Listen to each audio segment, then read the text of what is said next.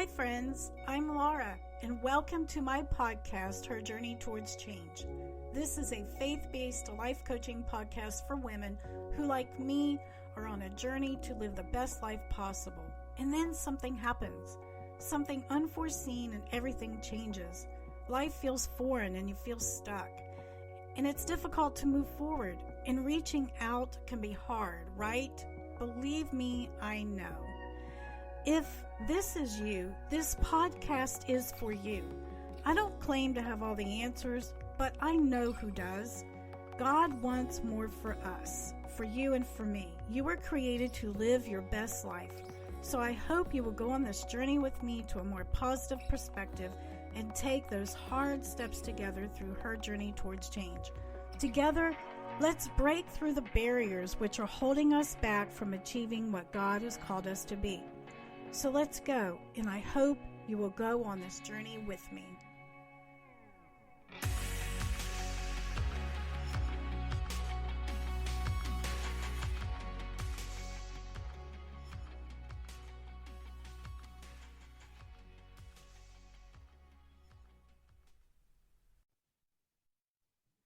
Hello, everyone, and welcome back to the podcast. I am Laura, your host, and you are listening to Her Journey Towards Change, where we encourage women who are seeking change and transformation from feeling limited in their endeavors in reaching their goals and their full potential of what God wants for her. Because we are a faith-based podcast, we will have a biblical focus toward our struggles and challenges in overcoming the obstacle, because change is possible when the Holy Spirit is working in our lives. And today, my guest is Becky Sims. Hi, Becky. How are you? Hi. Thanks for inviting me. I'm doing great. So glad that you're here today. I love your background. It's so inviting, so homey. I love it, especially fireplace. I love fireplaces. I mean, I don't care what time of the season it is. You give me a fireplace and I'm there. So. But I'm glad that you accepted the invitation to come on to my podcast today. We want to talk about your book, which I have right here, Porch Chair Prayers. And I have to say, it was a really great book to read. It was very encouraging to me. Thank you. Is it okay if I go ahead and read your bio real quick? Sure. Okay. Becky Sims has a strong faith in Jesus and a love for writing and encouraging letters to friends and others. In July 2020, she began a blog called Porch Chair Prayers, and you can find that at porchchairprayers.com, to help other women longing to grow closer to the Lord, to gain hope and meaning in their lives, while looking forward with a confidence to eternity in heaven. A new post is released each Sunday morning. Porch Chair Prayers 28 Quiet Devotions with the Lord is a devotional book incorporating blog posts, devotions, which has already been released. It was self-published with the help of her sons, who did the editing, formatting, and cover designing. And I have to say, they did a great job on it. It looks great. Thank you. This time in our world especially is difficult with social distancing, separating us from family, friends, and even our churches, which is so true. Fear and confusion can overpower peace and quiet time for many women. Each devotion contains a title and Bible verses, followed by a short life story, poem, or action steps. The focus then returns to the reader back to the truths of God, concluding with a prayer and journal prompt, which was very helpful for me. I appreciated that. These readings can be completed in as little as 3 minutes, while allowing for further study and reflection. Becky is a wife, mother, hope writer, former teacher, and an author. She has been active in her church choir. She especially enjoys her quiet time with the Lord and often spends time on her porch chair in prayer. Which brings me to the very first question about this book. What inspired you to write this book? Well, I would say that I've always been a writer, and starting in high school, I would write letters to a friend of mine that we just met at a party and we got to know each other, and we were going to looking forward to hanging out again. And she ended up moving away. So we became pen pals, because it was back in the day when long distance cost a lot of money and there was nothing else we could do. So that's what we didn't have the funds. So we started out writing back and forth. And then I just found that writing was a way to share with other people. And so then, like, when I got older and was like starting work in teaching, there was like an aide there that was going through a divorce, and she just needed someone to talk to. So I would listen to her and ask some guiding questions. And then at night I would go home and I would just ask the Lord to help me write a letter telling her what she needed to know. And I would have that letter. And in the mornings, often she would stop by and pick it up before school even started. And there was another time that one of the teachers was having difficulty with a fellow coworker, and I just wrote a note that said something simply about how we don't know what other people are going through, and that maybe, that could cause them to act in a way that's unkind to someone else. And in that, she came back to me one day and just said, "Thank you for that note." And I have it in my top desk drawer at home, and I pull it out on Sunday nights when I'm stressed about the upcoming week. So I know that the words matter, and that's one of the gifts that I have that I could share. So a few years later, I was at home and reading one of my newsletters that I got from First Place for Health, which is a Bible study that I've been involved in for a good number of years. And they had a request to have some people write some journal or devotional writing. They were going to put out a new book. And so they had some different Bible verses, and one of them just clicked with me. And I knew, I just knew I was supposed to write on that topic. And the thing about it was about something that I had done that I wasn't very happy about. So I was having a hard time forgiving myself for it. And so I was like, I know he wants me to write about this. And my husband was like, "Are you going to be upset if you put forth the effort and write this and then it's not accepted?" I'm like, "Are you kidding? I don't want anybody to know I made a mistake. No way." But after I got that one written, there was still time. And there was another Bible verse that, that seemed to indicate that I could go ahead and write another story that I had. And so that was a fun story that I really wanted to share. And so I just submitted them. And then it was like a year later before anything happened. And one day I just went out on my front porch and there was a box with 2 copies of the book, and both had been accepted. So that was pretty cool. So that was how I knew that, and that the format of those is the same as what I have in my book. So that even from way back then, that I knew that was the style of writing that I wanted to do, at least as starting out. So it all started out with you writing letters to those who needed the encouragement. That's just incredible, that it started out from that and ended up in a published book. You can't get any better with your words than that. Getting it out there for people that need to read it. That is great encouragement. So what does it mean to you personally now that you have a published book? Well, one thing is I have some friends and followers that are reading the posts every week. But I also have friends that are not tech savvy. So I end up sending it to them. And I know there are others that would prefer to have it in book form. And it's kind of cool that, my boys are involved and we've been working together on doing that kind of thing. But in addition to that, it's that I now have something, because it's harder for me to share my faith outright, just to talk to somebody that I don't know. I can say a few words and that kind of thing, but actually having a book that I can pass on to somebody else and they can see, kind of just the stories of my life, learn a little bit about me, and then also be able to, see the faith part of my life. It's just, I'm hoping that it gives them encouragement as well. And the stories, yes, the stories are very relatable.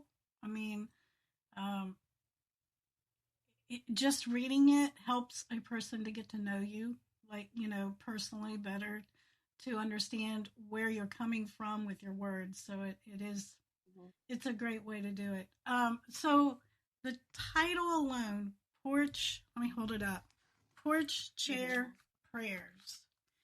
And I think this is probably something very personal to you, I would assume. It is, yes. Well, definitely, we built our house, and so we've been here for 20 years, raised our family here. And the porch was a part of the reason we picked this plan in the first place. And then for my husband and my 25th wedding anniversary, we actually bought the chairs for our front porch. And so it is a place that if I had my choice, I'd be on the beach somewhere sitting all the time in my oasis, but this is my oasis. And so sitting on the porch chair and that's a good place for me to write and to pray. And it's where I feel the closest to the Lord. It's also where I can share time with, on conversations with friends and family, having tea or something and just kind of talking. So, it is a personal topic and why I wanted that picture for the porch. Well, of course, that's where all the inspiration came from. So Right. this is a very personal book to you. I appreciate that. I really do. That it's just from front cover to the back and everything in between is just so personal. One of your first devotional in the book is God Provides. And I found it encouraging. It was just so encouraging that you shared this as your first story. Can you share what happened in this very first one? This was actually the very first devotional I wrote, and that was put on my blog the very first time. It was, my son was in a online gym class, and so we were just going out for our evening walk, required walk, and we were only like 2 blocks from home. We were trying to decide where we were going to cross the street, and I stopped suddenly. I might have gotten one of my feet off the sidewalk just slightly. I'm not even sure. I just kind of teetered and tottered, and then I fell straight down. And when I fell, I thought everything was okay. I did a full body assessment. I'm like, okay, everything seems to be working. But then when I went to get up, part of my arm went up and the other part didn't. And I knew it was broken. And I, gathered it up, carried it home. And, and I, there was no way it was going to be fixable without surgery. So I knew all that, but I definitely felt God involved in it. And he brought people, the right surgeon and the right doctors. My parents changed a trip to be home for me. My sister came and washed my hair. I had a friend that did OT that came to the house and got me started on, working my hand and getting the inflammation out of it and that kind of thing before I even went to PT. People from the church brought meals. And it was one of those times where it was my left arm, which is the one that I write with and do everything with. It's my dominant. So I really was limited in what I could do. I was really in need of the help, very appreciative of the help, but also, also willing to ask, which is something I don't like to do because I knew it was time. And I also knew that the other people were being blessed by helping me. So it was like very okay, which was kind of interesting. Okay, on both ends, yes. Right. And I would, and I just was so thankful that the Lord, had someone that could put the screws and plates in to hold it together, and that he had the healing power built into our design that it would, go back together and be fine and work. And actually my handwriting's a little better now than it was before. That's awesome. I love your sense of humor in something like that. But when I just recently fell. I have never had any broken bones in my entire life, knock on wood. But I am getting up there. I'm 50. I just recently turned 58. So it was just a stumble. I had something on the floor and I thought I'd stepped over it enough and I didn't. And my foot just tripped right over it. And I landed straight down on my left knee. And I've never been in pain like that ever. And I thought for sure it was broken. Like I said, I've never had a broken bone, so I don't know what a broken bone feels like, but it hurt. So, it started swelling. I went in and eventually had x-rays, and there's no fractures. And I'm still having trouble with it. That was over a week ago. But I found out, which I kind of thought, but it was a blessing in disguise because through the x-rays, I went ahead and asked them because I was having trouble with my hands. And I thought, well, maybe I fell and landed on my left hand when I hit down on my knee. To come to find out, I do have um, rheumatoid arthritis. And they were able to find all that in the x-rays. So now I'm being set up with a rheumatologist. So there are blessings. I am finding there are blessings in things in your struggles like that when it comes to physical health. But Right. I love this. I love this one because I connected with it just because recently I had that fall.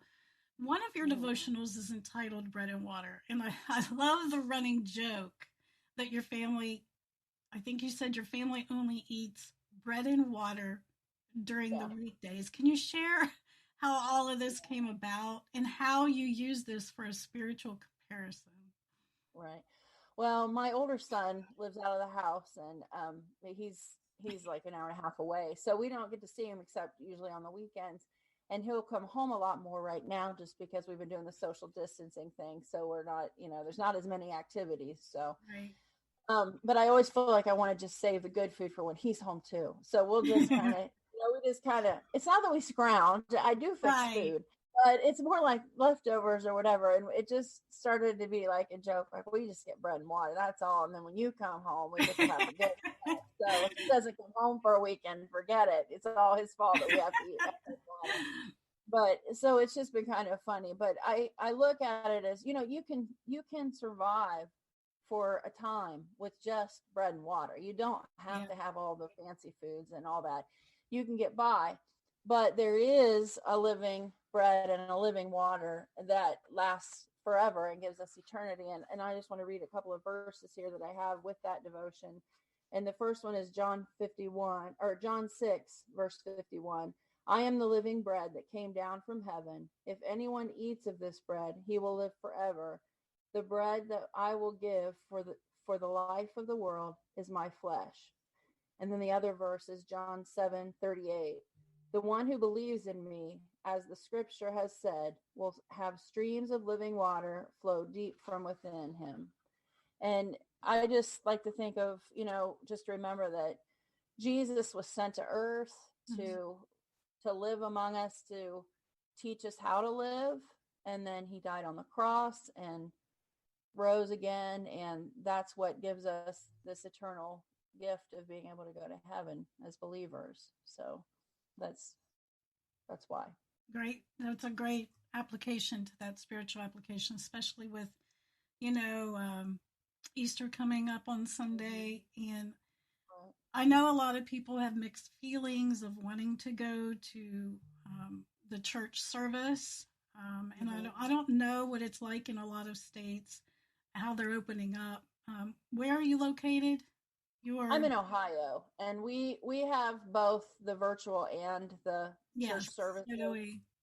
And we have, like, if you go, it's like every other pew, and like a family to a pew, and then same here. But I think with Easter, I'm hoping that it's going to be. I hope it's not difficult for everybody to social distance. Right. If everybody decides, it's time to get out, it's time to go to church, it's time to get back into the assembling together. I hope that it works out well. You also talk about one of your devotionals is called Getting Things Done. And I'll let you just share the story behind that before we get into the spiritual application. Sure. So getting things done came out of just one of our regular days. My son and I were having lunch at the table, and after he was finished, he's like, do I have to clear the table? And I'm like, no, not if you go write your paper, because I knew he had this assignment for school.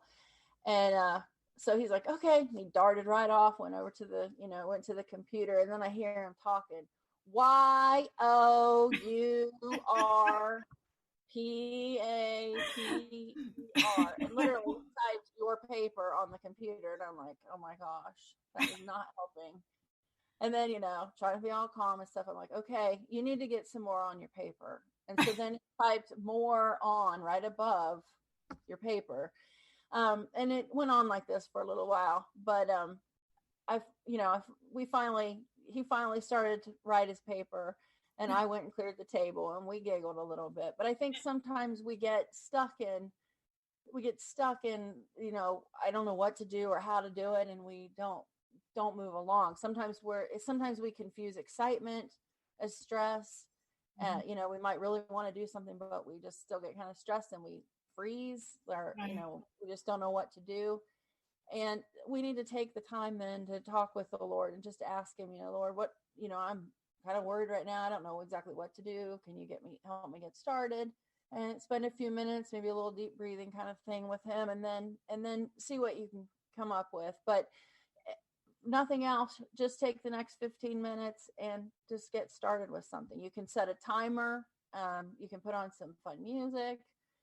If you're if you want to write, then then go ahead and straighten out your desk. If you're going to go cook and you want to empty your dishwasher, if you need to go do a workout, or you want to just get a little bit of exercise movement, put on the clothes. You can just do those different kinds of things and get started. And when the timer goes off, decide if you want to keep going. But at least a lot of times we find that once we've had that momentum and started something, we're able to keep going.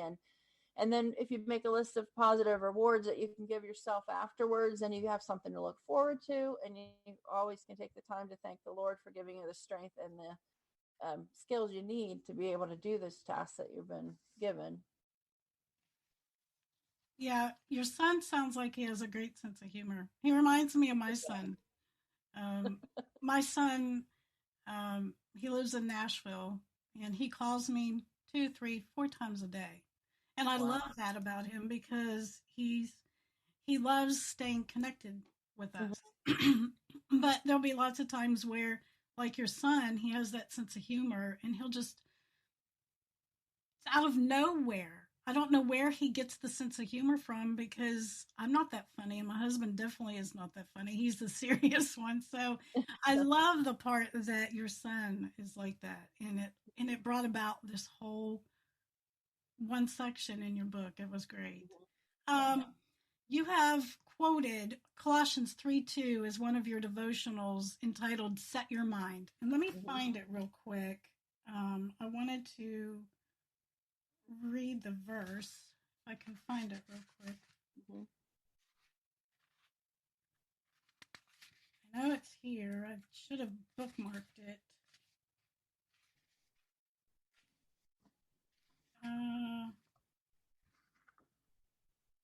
Is that? Hold on a second. I hate that I didn't It's have on it. page 57. Thank you for that. I don't know how I jumped from. Okay, Colossians 3:2, the ESV version. Set your minds on things that are above, not on things that are on earth. And what does this verse say to you, and how is it connected to our daily struggles? Well, it reminds me that we need to focus our minds on heaven and eternity. And we're going to have lots of tasks we have to do every day. But when our focus is above, we know that we're doing things for a bigger purpose. And we can be washing the dishes and praising the Lord. And everything everything we do can be a gift to God and be a part of our purpose for being here. So if we set our minds on the things above, we can have joy no matter what our circumstances are and whatever we may be going through at the time.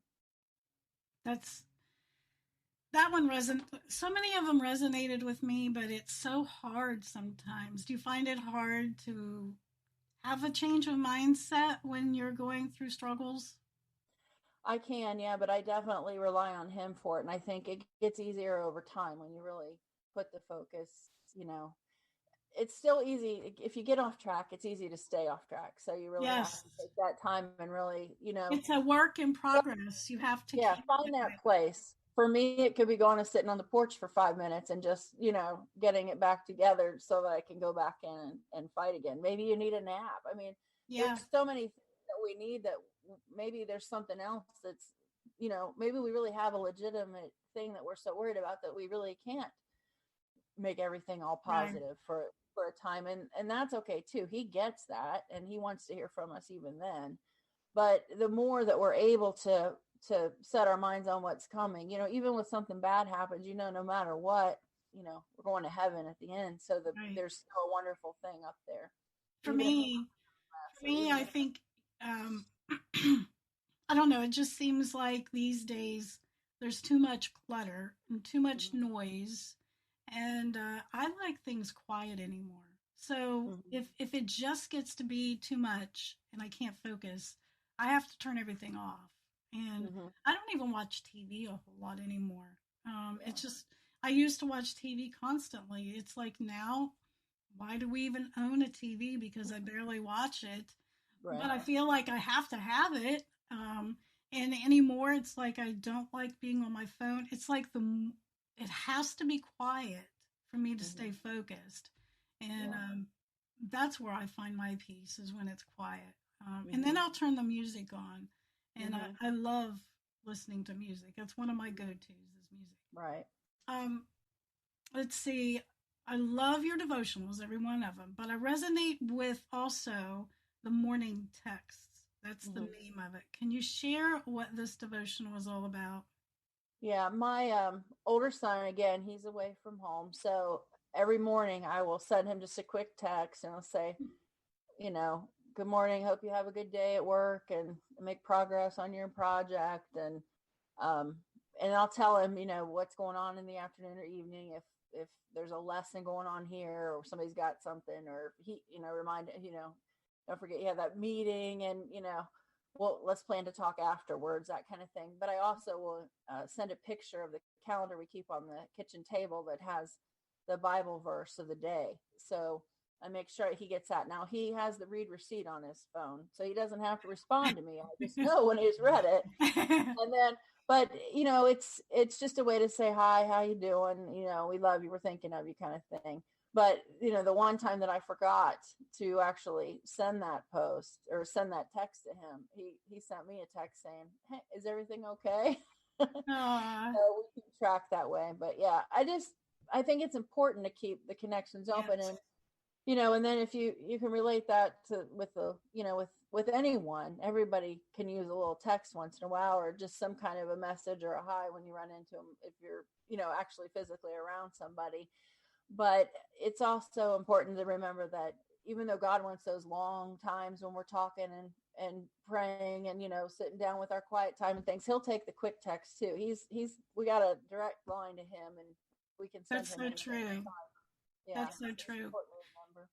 Used to, I was raised thinking that in prayer you had to close your eyes, look down, put your hands together, Mhm. and as I got older, I realized that's not what prayer is all about. And Mhm. if you keep your eyes open, that's okay. I mean, there's Mhm. lots of times where I'm in a car and I could be driving. And of course, Mhm. you cannot close your eyes while you're driving, but I will Right. actually be praying while I'm driving. So Mhm. I think you have to have an open mindset on ways that you can connect to God. There are so many ways that He can accept us in the ways that we want to talk to Him. And a lot of people don't realize that. Um, Right. that you can actually, even at moments where I've gotten down on my hands and knees and I've been talking to him while I was crying, and I couldn't understand a word I was saying because I just was so emotional, but he knew Yeah. without even having to say the words, he knows. Mhm. He knows Right. exactly what's on my heart. He could So understand I anyone. appreciated that so much. Mhm. Um, let's see. I want to go next to your vision letter. Let's see if Mhm. I can find that one. I'm Yes. terrible. Why didn't I mark these? It's the last one, so that shouldn't be too hard. Thank you.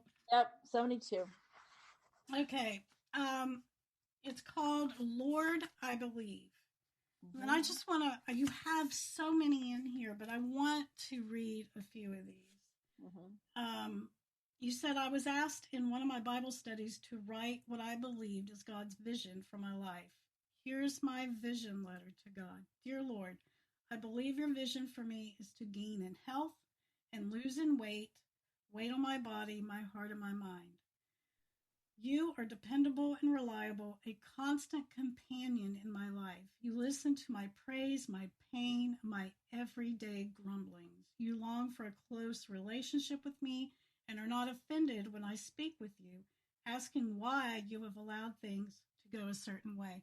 And that is so personal. I think a lot of people, women especially, can relate to that. You want me to go back to the basics, to the fundamentals, and form routines which will become disciplines that will keep me within your safe boundaries and will reduce my decisions, as I will know what I can do and not do, what is good and kind, will help me and others to prosper.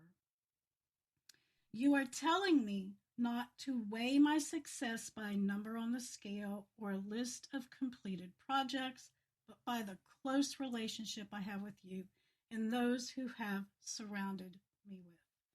I just wanted to read that. Can you share with the listeners what helps you to see and focus on your God-given vision?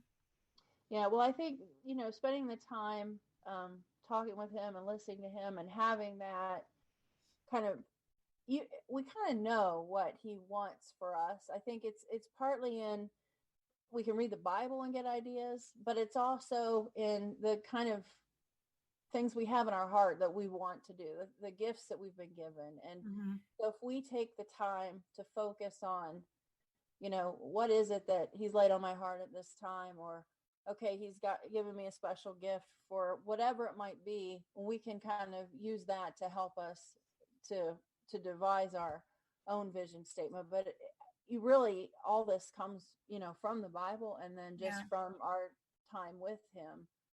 You can start small and build on it as you go. So, we may not have the clear path, but God, the Bible, he gave us the Bible for our guidance, and we can sit quietly and reflect on where he has taken us so far and the desires he's placed in our hearts. And some of the actions we have to do are going to be difficult, but God asks us to lean on him, and he'll be there to encourage us and support us throughout the journey. You're right about that. Some of the actions are going to be hard. And I think back, I wish that I could think of this daily, but as Easter comes around, you are reminded of what Jesus actually had to go through, the persecution and the pain and torment and all of that he had to go through. And it's like, what I think is a struggle is nothing compared to what he went through. And if I could remember to think that every day, maybe my struggles wouldn't seem so big. But, living here on earth, it's one of those things that I make that mistake, and I am self-centered, and I just don't think the way that I should sometimes. And I wish that I could. And this helps me.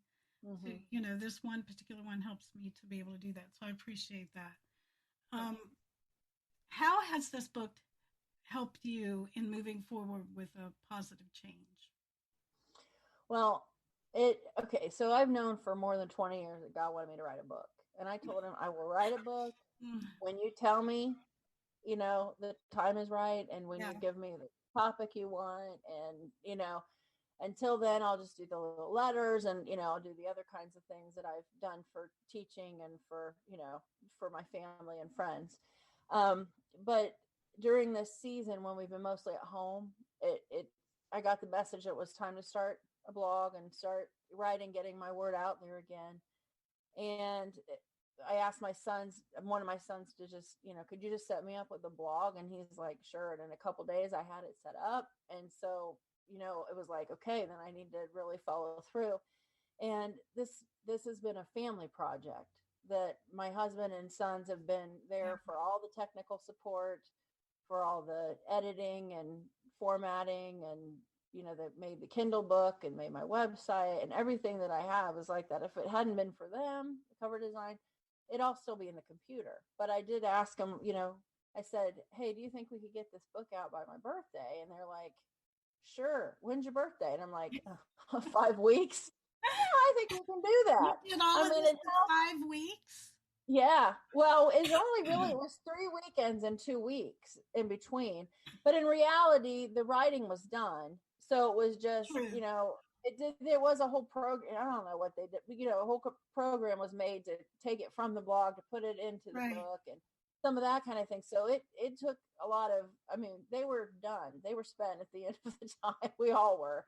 But it was something that we did together and it really, well, I had to rely on God for everything. I mean, Yeah. I was waiting for his timing. He not only provided the stories and the words, but he provided the help. He provided everything with the guys, and I wouldn't have had that years ago if I'd been trying to write, but now that they're, I have a whole team on my side. So, Is this and something that your family has done before, like a collaboration, or is this the first time you've ever worked on something like this together? Well, this is the first time we've done a big project like this. I think the only thing I can kind of remember was way back for my mom and dad's one of their anniversaries that, my older son was around then. And so he did like a lot of the putting the pictures together and the music together. So Yeah. we've done things like that. And, we are a family that kind of works together, but this was like the first big thing. And, even my husband's like, oh, can we give a book to them? Can we give a book to them? So it's more about, it's not so much about it getting out into the bigger world. I don't think at this point as much as it's, we want to make sure we give it to Yes. the people that kind of know us, and then we hope it spreads from there. But the message, it doesn't matter. It's God's Right. desire. He gets to decide how it goes. It's just I'm supposed to do the part I can do, and then let it go from there. You So must have a you must have a very proud feeling within yourself and with your family. All of you feeling so proud to know that you were able to work together and get this done and actually see the finished project. it's fun to see it. It Yeah. is, but I definitely feel like it was totally worth waiting for God's timing, because once you get to that place, it goes so fast. You can, I mean, you can get invited on podcasts and all kinds of things. You Well, hadn't I definitely want to expected sit it down fast. sometime and talk to you because we have so much in common that I'm realizing. But Yeah. I have had the desire and the dream to write a book ever since I was 16. And Mm-hmm. I've had different ideas for years of what that book might be. And every time Mm-hmm. it changes. And I'll say, no, I Mm-hmm. want to write about this. No, I think I'll write about that. And you said something that hit it right on the nail that it's in God's timing. And It I is. think that my time is coming soon. Mm-hmm. Um, and I think I really know I've been working on it. It's just a matter of getting it finished. Um, Mm-hmm. but I think that, you know, a lot of people, have these dreams of being a rock star or Mm-hmm. being a famous author. And it's like, I used to, when I was young, I used to dream that way.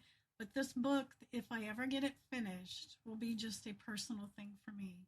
And I Mm-hmm. don't care if anybody reads it or not. As long as Mm-hmm. I realize I can get it done, that's enough for me. So Right. I appreciate so much of this conversation because you've been an inspiration to me. Thank you. And I think too nowadays the fact that we can self-publish, Yeah.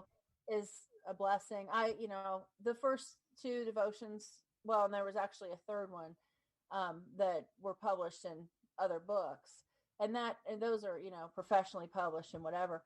But it is nice to know that I didn't feel like some of the things I have in the book are related more to this time that we're in, and have been in Right. with the COVID. And I didn't think that waiting that year and trying to find, I don't have a big enough platform and all that stuff to get it out there traditionally published was the best way. And Right. since I had the help around, it's like, let's just go for it. So, I think sometimes it's more about getting the message out than it's about getting it out True.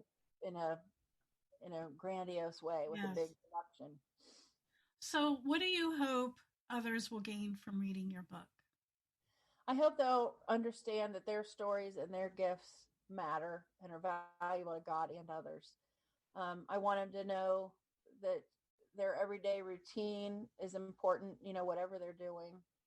And I want them to, again, what you kind of said that's on the book is just that I want them to have that longing to grow closer to the Lord and to gain that hope and meaning in our lives that as we look Right. forward with confidence to eternity in heaven. Because that's the most important thing. It is. It is. And, this is all a struggle or a trial. And, there can be fun parts and things too. And we learn a lot here, but it's that time in heaven that I'm most looking forward to. Well, again, I appreciate you coming on and talking about your book and sharing it with me and sharing it with the listeners. And I really encourage everybody to go and get this. You are also giving away a copy of this to a random winner, right? Right. And I can also give away a Kindle version too. So yeah. Okay, that's great. Yeah. So whichever they want, I can do, I can do two if you want to do that. Okay. But I'm sure they would love that. So there'll be two random winners.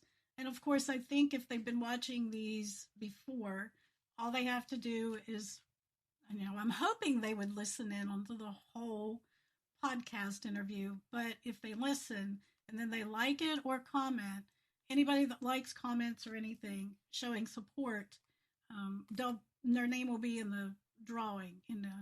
I'll just draw out two random winners for this great book. I appreciate that. So let me ask you, so everyone will know, where can they find you on social media? Okay. So my author website is Becky, BECKY, Sims, SIMS.org. And you can go there, and there's a link to my blog posts there. And there's also a link to the book where there's an Amazon preview. So you can read the first devotion and a little bit of the second one. And you could also go directly to porchchairprayers.com and find my blog, which again, I do update weekly on Sunday. So there's something new, and you can subscribe. And on my author email, there is a place where you can, send me a note if you'd like to contact back and forth. That's fine too. I wanted to share, there are, let's see, the contents. Let me just read it real quick. The different devotionals are God Provides, Hidden Treasures, I Love You Friend, Love Letter, The Letters, Bread and Water, Driver's Training, Morning Prayers, Our Changing School Year, God Knows Me, Healing Touch, A Child in Heaven, 6 Feet Apart, Getting Things Done, Beach Day, Give Thanks, The Pond, Joy, Walks with Friends, Princess, and Set Your Mind. And we have talked about a few of these.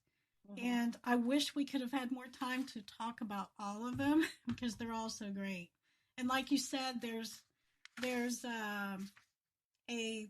you have at least one, if not more, Bible verses at the top of each one. And then you have a prayer to go along with it. And then the journal part, you ask a couple of questions.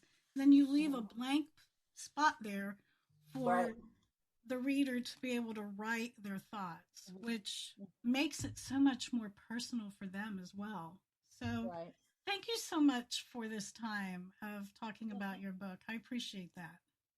Thank you for inviting me. It's been a good time. So are you going to be working on anything else, or are you taking a break for a while?